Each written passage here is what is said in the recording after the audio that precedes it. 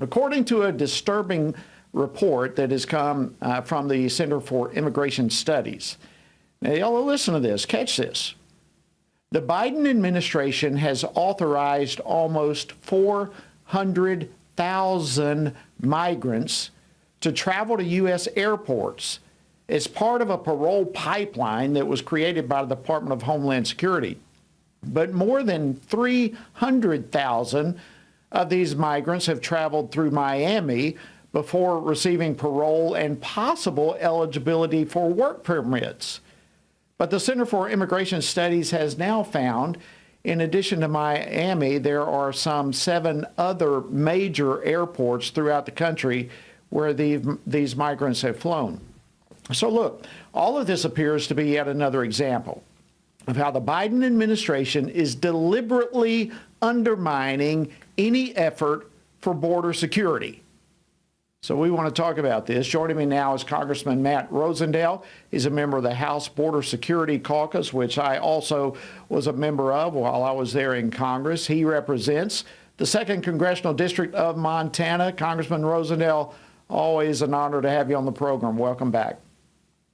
Thank you for having me on, Jody. It's always great to be with you.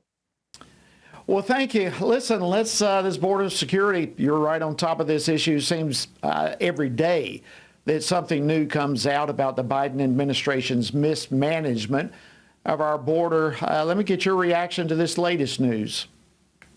They are using every tool that's available to them, the Biden administration is, in order to bring as many illegals into our country just as rapidly as they possibly can.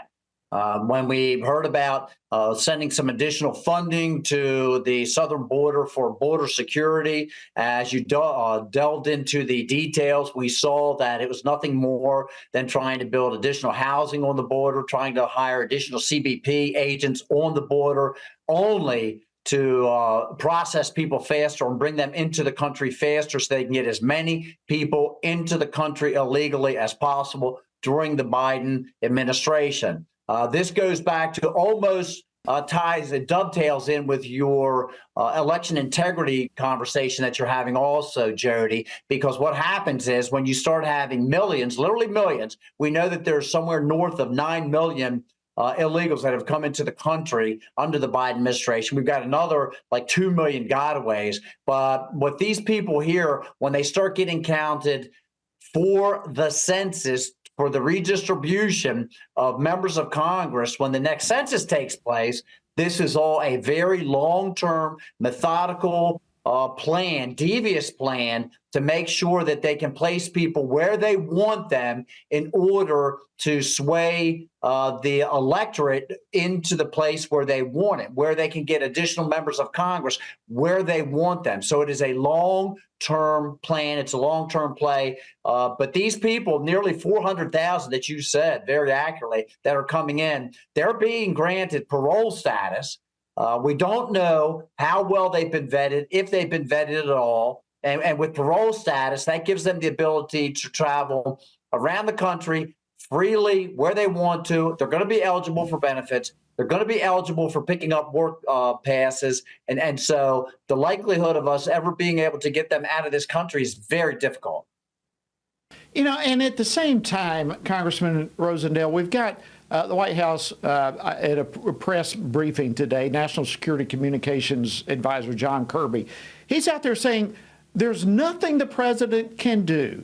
The situation is all because Congress is not supplemental that the Senate sent over. In fact, let's play clip 5. I want to get your response to this.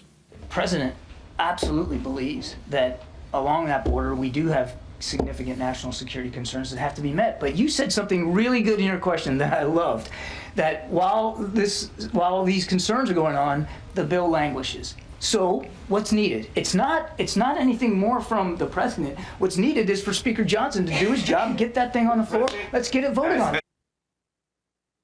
Your reaction?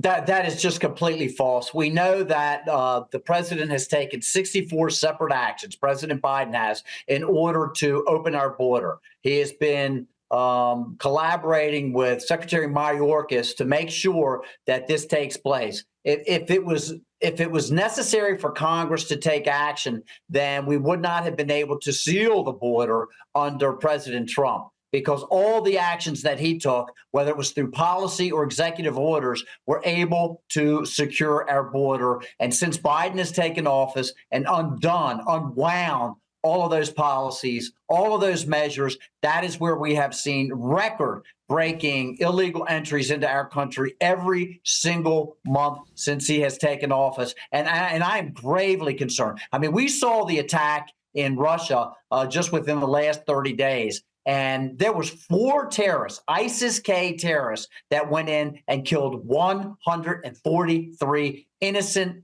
Russians.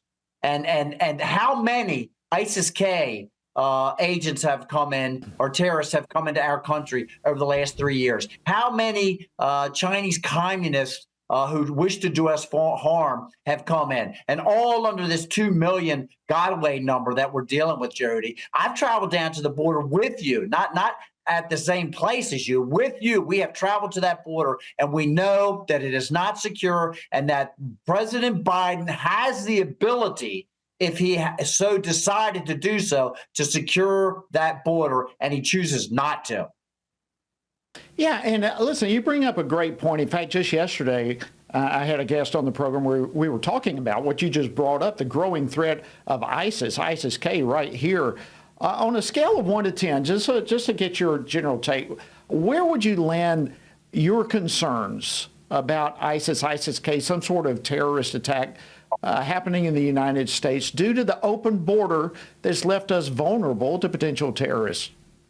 I'm horrified. That's a 10 plus, Jody. I've been talking about this for 2 years. It's not just the 9 million illegals that have come in that have had some kind of encounter with law enforcement. I'm gravely concerned about the 2 million that have snuck in under the dark of night in full camouflage and ghillie suits when they know that they can just go to Eagle Pass. They know they can go to Yuma and walk in and get basically a bus ticket anywhere they want, a flight ticket anywhere they want, new clothes, traveling money, and a cell phone. So how bad of a criminal do you have to be to sneak into this country? And there's somewhere in the neighborhood of 2 million of those folks that have not had encounters. And I am gravely concerned about what are they going to do to our infrastructure. Every time we see an infrastructure failure now, whether it's a rail line or this big commercial freighter that hit the Key Bridge in Baltimore Harbor and shut down one of the largest shipping channels in the country for who knows how long. Every time something like that happens right now,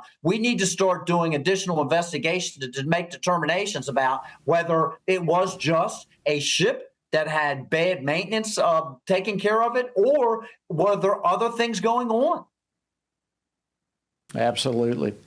Well, Congressman, I want to thank you. You have been such a champion on the border and so many other issues. I look at John Kirby, for example, came out. All you need to do is pass what the Senate sent over to you. The reality is the House passed H.R. 2 and sent it to the Senate, where Chuck Schumer won't even give it a vote. And that would absolutely to the southern border. So they speak out of both sides of their mouth. Congressman Matt Rosendale, always a great honor to speak with you. Thank you for coming yet again. God bless you and your viewers. Thanks for having me on.